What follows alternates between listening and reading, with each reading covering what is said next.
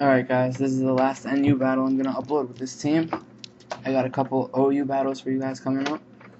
He leads off with Jump Bluff, and I lead off with Glaggar, who once again is specifically made for Jump Bluff. He goes for the Sleep Powder. I'm not afraid of it. I carry Lum on this guy, so I go for the Taunt. Thank God he misses. I don't have to burn my Lum. And he has to switch out, which tells me he doesn't have an attacking move. I could either Toxic or Stealth Rock. I figured Stealth Rock would help me out more in the long run.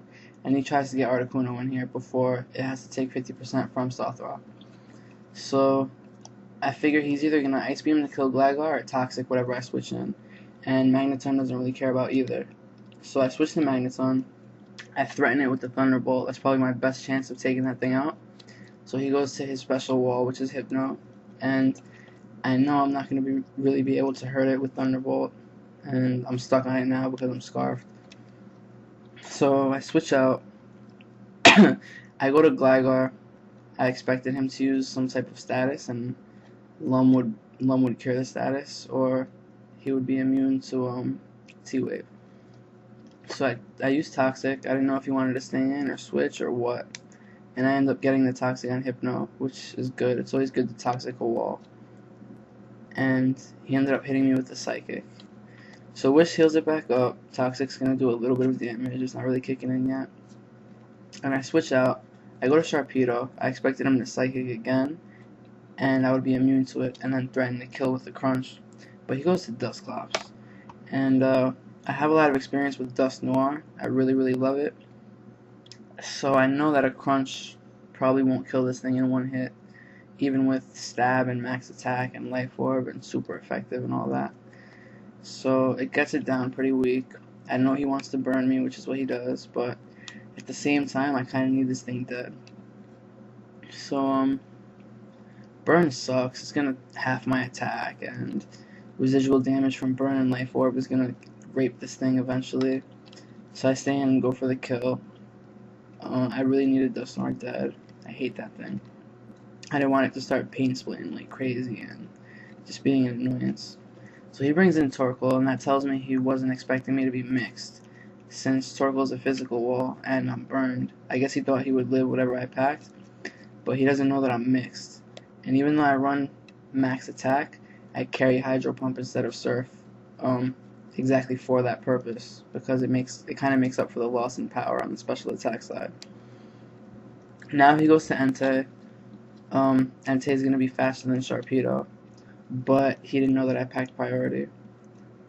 And after Stealth Rock, it puts it down to about half, which tells me Aqua Jet does around 25%. So he throws up a sub. I guess he wanted to see if I switched out, or he thought he would be faster. Well, he is faster, I just have priority. So he wanted to scout out what I would do. I'm not going to live another turn of Burn and Life Orb recoil. And at the same time, I need that thing's substitute gone. Whatever I bring in, I don't want to bring it into a sub. So I stay in, I Aqua Jet, break the sub, and he hits me with a Fire Fang. And he gets a useless crit. Rough Skin is going to hurt it. So that's good. This thing is really low. If he switches out, Stealth Rock is going to kill it when he brings it back in. So I go to Espeon just to outspeed it and get a kill on it.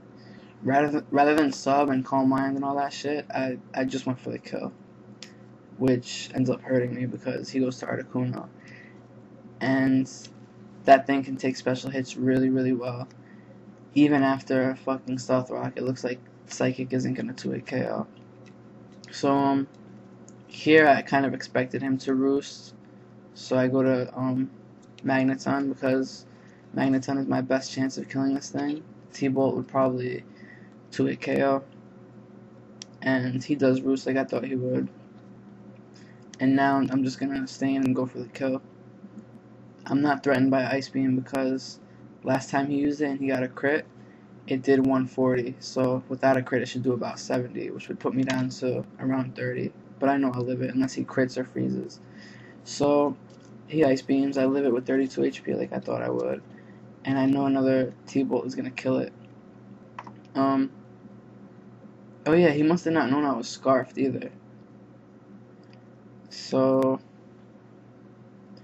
he brings in his Entei. I don't think he knew I was scarfed, and I don't think he knew it would die from Stealth Rock. So now he brings Jump Bluff in. He's going to take 25% from Stealth Rock, but I know T-Bolt isn't going to one-hit KO.